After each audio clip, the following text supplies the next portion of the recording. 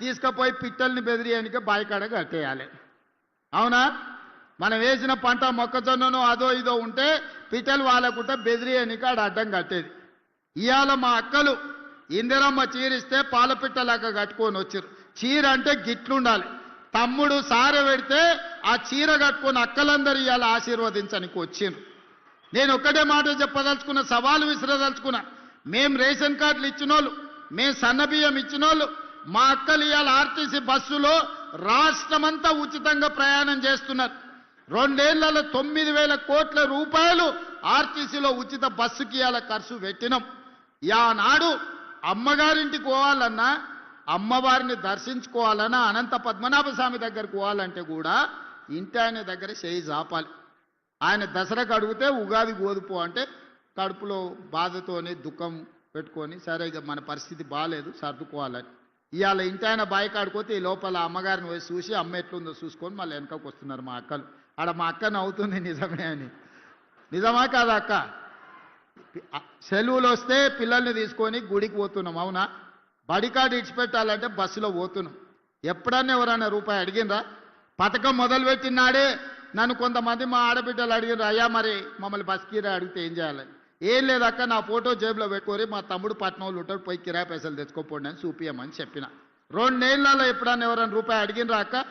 ఉచితంగా ప్రయాణం చేస్తలేరు.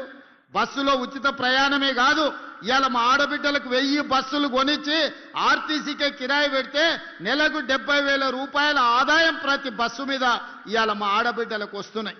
27,000 కోట్ల రూపాయలు సున్నా వడ్డీతోని ఆడబిడ్డల 1,000 కోట్ల రూపాయలు వాళ్ళ చేతిలో పెట్టినాం. 1 కోటి మంది ఆడబిడ్డల్ని కోటీశ్వరులను చేయాలన్న లక్ష్యంతో ఈరోజు హైటెక్ సిటీ పక్కన ఐటీ కంపెనీలు విప్రో, ఇన్ఫోసిస్, మైక్రోసాఫ్టే కాదు, శిల్పారామం పక్కన ఇందిరా మహిళా శక్తి స్టాల్స్ 3.5 ఎకరాలు 1000 కోట్ల భూమి ఇచ్చి 150 స్టాల్స్ పెట్టి మా అక్కలు తయారు చేసే వస్తువులన్నీ హైటెక్ సిటీ పక్కన పెట్టి ఈరోజు ప్రపంచానికి మేము ఈరోజు చూపించినాం. ఇదే కాదు, మీరు ఆన్లైన్లో అమెజాన్లో బుక్ చేస్తుంటారు మా మిత్రులు చాలామంది, అది కావాలి ఇది కావాలని. ఇవాళ రేపు మా అక్కలు తయారు చేసే పిండి వంటల నుంచి వాళ్ళు తయారు చేసే చేతి వస్తువుల వరకు అమెజాన్లో ఈరోజు అందుబాటులోకి తీసుకొచ్చినాం. ప్రపంచమంతా ఎవరు ఏం కొనాలన్నా అమెజాన్లో మా అక్కలు తయారు చేసే వస్తువులను కొనుక్కునే పరిస్థితి ఇవాళ తెలంగాణ రాష్ట్రంలో తీసుకొచ్చినాం. ఒక పక్కన రైతులకు ఆనాడు చంద్రశేఖరరావు అన్నాడు వరేసుకుంటే ఉరేసుకున్నట్టే అని. కానీ మన ప్రభుత్వం వచ్చినాక నేను చెప్పిన, వరి వేయండి, సన్న ఒట్లు పండించండి, గిట్టుబాటు ధరనే కాదు 500 రూపాయల బోనస్ ఇస్తామంటే ఈరోజు దేశంలోనే ప్రతి సంవత్సరం 1,55,00,000 మెట్రిక్ టన్నులు ప్రతి సీజన్లో ఇవాళ ఒట్లు పండించి దేశంలోనే అత్యధికంగా వరి పండిస్తున్న రాష్ట్రంగా తెలంగాణ ఒక ప్రతిష్టను సాధించింది.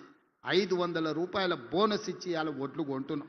తాండూరు కందులకి ఈరోజు మంచి మార్కెట్ తీసుకురావడానికి ప్రయత్నం చేస్తున్నాం. అందుకే మిత్రులారా, ఒకవైపున రైతులను, రెండో వైపున మహిళల్ని, మూడో వైపున విద్యార్థులను, నిరుద్యోగ యువకులను ఒక్కొక్క సమస్యను పరిష్కరించుకుంటూ ఒక్కొక్క సమస్యను అధిగమించుకుంటూ తెలంగాణ రాష్ట్రాన్ని నెంబర్ 1గా ఈ రాష్ట్రానికి పెట్టుబడులను ఆకర్షించి మొన్నటికి మొన్న మీరు చూసిండ్రు మహేశ్వరం దగ్గర గ్లోబల్ సమ్మిట్ ఏర్పాటు చేస్తే 100 దేశాల నుంచి పెట్టుబడులు పెట్టే వాళ్ళు ఇక్కడికి వచ్చారు. ఇవాళ ఒక గొప్ప ఫ్యూచర్ సిటీని 30,000 ఎకరాలలో ప్రపంచంని తలదన్నే విధంగా ఒక గొప్ప నగరాన్ని ఈరోజు మనం నిర్మించుకోబోతున్నాం. ఇవాళ మన ఏరియాలో పారిశ్రామిక వాడలను తెస్తే మన నిరుద్యోగ యువకులకు ఉద్యోగ ఉపాధి అవకాశాలు వస్తాయి. అందుకే మిత్రులారా, ఈరోజు సంక్షేమాన్ని అభివృద్ధిని కొనసాగించాలి అంటే మీరు నిండు మనసుతో ఆశీర్వదించాలి.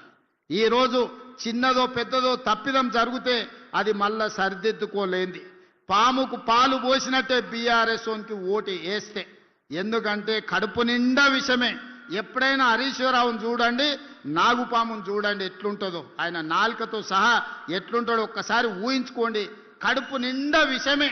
ఎవడు మంచుకున్నా ఓరోడు, ఎవరు తెల్లబట్టలు వేసుకున్నా సహించరు.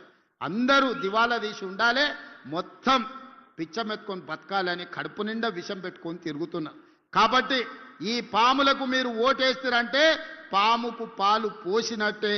ఈ పాములను మళ్ళా బతకనిస్తారంటే మళ్ళా మన సమస్యలు పరిష్కారం కావు, మళ్ళీ గోసపడాల్సి వస్తుంది వీళ్ళకి ఏమాత్రం అవకాశం వచ్చినా.